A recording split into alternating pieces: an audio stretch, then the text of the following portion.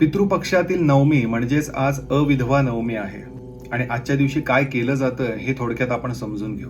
ज्यावेळेस एखादी स्त्री तिचा पती जिवंत असताना निधन पावते, अशा वेळेस त्या स्त्रीला जर मुलं असतील तर त्या मुलांनी आपल्या आईसाठी श्राद्ध घालायचं असतं. श्राद्ध घालायचं म्हणजे नेमकं काय करायचं आजच्या दिवशी, तर एखाद्या सवाष्ण स्त्रीला घरी बोलवून तिला जीव घालावं.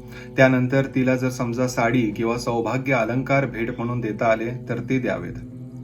काही भेट वस्तू जर समजा यथाशक्ती देणं शक्य असेल तर त्या द्याव्यात, नमस्कार करावा. आणि ही गोष्ट आपल्याला अविधवा नवमीच्या दिवशी करायची असते.